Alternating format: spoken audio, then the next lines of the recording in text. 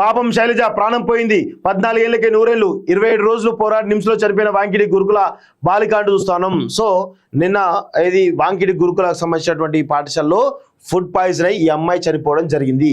So నేను ఈ రాష్ట్ర ప్రభుత్వానికి, ముఖ్యంగా ఈ విద్యాశాఖ సీఎం రేవంత్ రెడ్డి దగ్గర ఉంది కాబట్టి, అదేవిధంగా పొన్నం ప్రభాకర్ గారికి, ఇద్దరికి కూడా చాలా క్లియర్గా గత కొన్ని రోజులుగా నేను చెప్తా ఉన్నాను.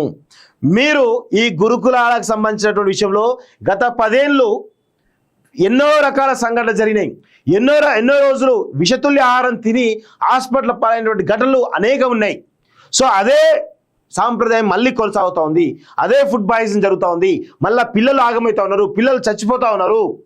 ఇప్పటికైనా కానీ మీ తీరు మార్చుకోండి. గురుకులాల్లో ఫుడ్ పాయిజన్ ఎందుకు అవుతా ఉన్నది, దీనికి ఒక టాస్క్ ఫోర్స్ కమిటీ ఏర్పాటు చేయండి, విచారణ చేయండి. లేదంటే ఎప్పటికప్పుడు తనిఖీలు చేపట్టి, సడన్ తనిఖీలు చేపట్టి ఎక్కడ పొరపాటు జరుగుతుందో, ఎక్కడ కుక్కులు కానీ వార్డెన్లు కానీ ఎక్కడ తప్పు చేస్తున్నారో వాళ్ళని ఇమ్మీడియట్గా ఉద్యోగాలను తీసేటువంటి ప్రయత్నం చేయాల్సిందిగా కోరుతా ఉన్నాను. ఇది చేయనంత కాలం ఇలాంటి ఘటనలు జరుగుతూనే ఉంటాయి. ఇలాంటి ఘటనలు జరిగినంత కాలం మీ పార్టీ మీద ఇంకా విమర్శలు, 15 విమర్శలతోటి మాలాంటి ప్రశ్నించే గొంతుకలు విమర్శిస్తారనే విషయాన్ని గుర్తుపెట్టుకోవాలి. ఇంకా ఎన్ని రోజులు ఇలాంటి విషయాల పట్ల మీరు ఒక ఉదారంగా భావిస్తారు? వీటిపైన ఒక స్ట్రిక్ట్ యాక్షన్స్ తీసుకోవాలి, ఖచ్చితంగా తీసుకోవాలి. తీసుకోకుండా మీరు ఇంకా ఇలానే తాత్సారం చేస్తా అంటే ఖచ్చితంగా మిమ్మల్ని ప్రజాక్షేత్రంలో నిలదీయాల్సినటువంటి అవసరం ఉందనేటువంటి విషయాన్ని గుర్తుపెట్టుకోవాలి. ఎందుకంటే గురుకులాల్లో గత ప్రభుత్వ హయాంలో కేసీఆర్ చేసినటువంటి దిక్మాల పనే ఇప్పుడు కొనసాగుతోంది. దానిలో సమూలమైనటువంటి మార్పులు తీసుకురండి. ఎక్కడైతే గురుకుల హాస్టల్స్ ఏవైతే ఉన్నాయో ఆ వంట గదుల దగ్గర ఇమ్మీడియట్ ఇన్స్పెక్షన్ చేయించండి. దానికి ఒక టాస్క్ ఫోర్స్ కమిటీ ఏర్పాటు చేయండి.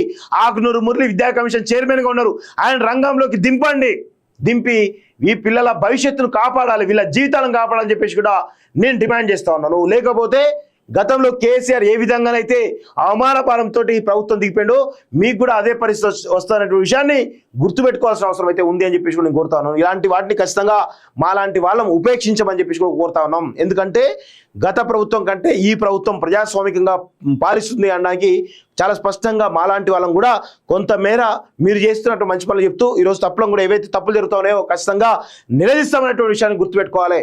ఇలాంటి వాటిపైన మీరు ఉదారంగా కానీ దాచరం కనుక చేస్తే ఖచ్చితంగా మీరు దానికి తగిన మూల్యం చెల్లించుకోవాల్సిన అవసరం ఉంటుంది అనేటువంటి విషయాన్ని గుర్తుపెట్టుకోవాల్సిందిగా రేవంత్ రెడ్డి గారిని, అదేవిధంగా పొన్నం ప్రభాకర్ గారిని కోరుతా ఉన్నాను. ఇప్పటికైనా దీనిపైన ఇమీడియట్ చర్యలు తీసుకోవాలని చెప్పేసి కూడా కోరుతా ఉన్నాం. ఇప్పటి వరకు 48 మరణాలు అయినాయట. గుర్తుపెట్టుకో, 48 మరణాలు అంటే ఏంది ఇది నాకు అర్థం కాదు. 886 అస్వస్థకు గురైన విద్యార్థుల సంఖ్య ఉందట. ఇప్పటికైనా దీనిపైన ఒక నిర్ణయం తీసుకోవాల్సిందిగా మేము కోరుతా ఉన్నాం.